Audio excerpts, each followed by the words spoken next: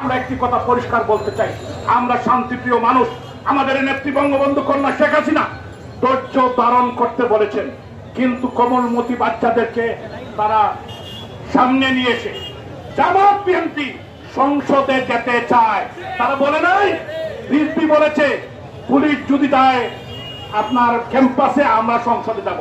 আরে সিলেটের মাটি, শেখ হাসিনার ঘাঁটি, আপোষ না সংগ্রাম, দালালি না সংগ্রাম, আপোষ না সংগ্রাম, জয় বাংলা।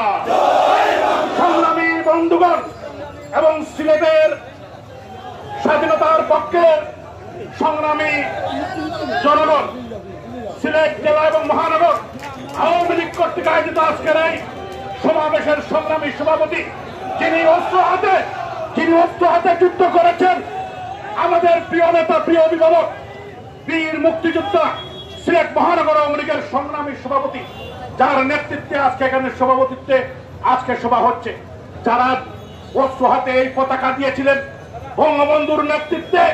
আজকে যখন বিভিন্ন বিশ্ববিদ্যালয়ে ওনারা দেখেন যে রাজাকারের সন্তানেরা রাজাকার বলে স্লোগান দেয়, ওনাদের মনের অবস্থা আপনারা বুঝেন। আমরা ওনাদের প্রজন্ম, জনাব মাসুকুদ্দিন আহমদের প্রজন্ম, আমরা স্বাধীনতাকামী মানুষ, আমরা মুক্তিযুদ্ধের প্রজন্ম। এখানে আমাদের প্রিয় নেতা অধ্যাপক জাকির হোসেন এবং আমাদের জেলা আওয়ামী লীগের সংগ্রামী সাধারণ সম্পাদক অ্যাডভোকেট নাসিরউদ্দিন খান বক্তব্য রেখেছেন, উপস্থাপনা করছেন। এখানে উপস্থিত আছেন দরম পাশা, তাহিরপুর এবং মধ্যনগর থেকে নির্বাচিত সংসদ সদস্য, সাবেক ছাত্রনেতা, সিলেট জেলা আওয়ামী লীগের সংগ্রামী সাংগঠনিক সম্পাদক, আমার বন্ধু জননেতা অ্যাডভোকেট রঞ্জিত চন্দ্র সরকার বক্তব্য রেখেছেন। দক্ষিণ সুরমা, ফেন্সগঞ্জ, বালাগঞ্জ থেকে নির্বাচিত মহান জাতীয় সংসদের স্বনামধন্য সদস্য হাবিবুর রহমান হাবিব সহ আমাদের যুবলীগ, আওয়ামী লীগ, ছাত্রলীগের সভাপতি সাধারণ সম্পাদক, স্বেচ্ছাসেবক লীগের সভাপতি সাধারণ সম্পাদক, জেলা মহানগর যুবলীগ, ছাত্রলীগ, তাঁতি লীগ, কৃষক লীগ, সমস্ত সংগঠন সবার আজকে উদ্যোগেই আজকে আওয়ামী লীগের নেতৃত্বে এই সমাবেশ সফল হয়েছে। আমরা একটি কথা পরিষ্কার বলতে চাই, আমরা শান্তিপ্রিয় মানুষ। আমাদের নেত্রী বঙ্গবন্ধু কন্যা শেখ হাসিনা ধৈর্য ধারণ করতে বলেছেন, কিন্তু কোমলমতি বাচ্চাদেরকে তারা সামনে নিয়ে এসে জামাত বিএনপি সংসদে যেতে চায়।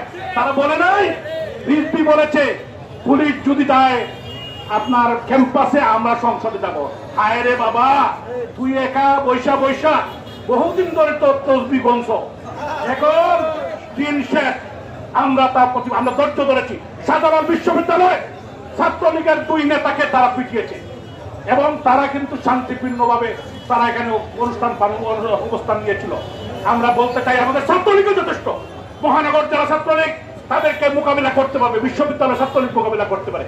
বাদ দিলাম যুবলীগ, বাদ দিলাম স্বেচ্ছাসেবক লীগ আর সংগঠন। আমি তাদেরকে বলতে চাই, আমরা ধৈর্য সীমা, আমাদের ধৈর্যের বাদ যদি ভেঙে যায় তাহলে কিন্তু খবর আছে। আমাদের নেতৃবৃন্দ যখন নির্দেশনা দিবেন তাহলে একটি কর্মীও করে বসে থাকবে না। ধন্যবাদ সম্মানিত মেয়রকে।